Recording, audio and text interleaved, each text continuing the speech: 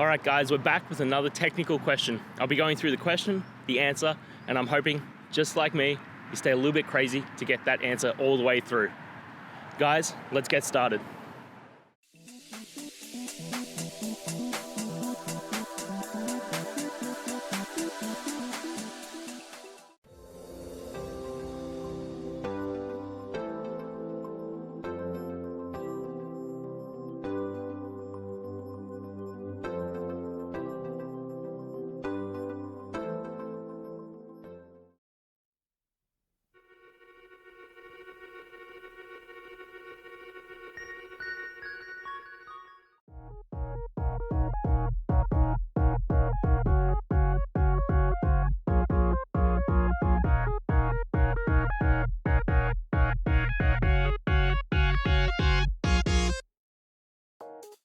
And that's it, guys. I hope this video has helped find that solution that you're looking for.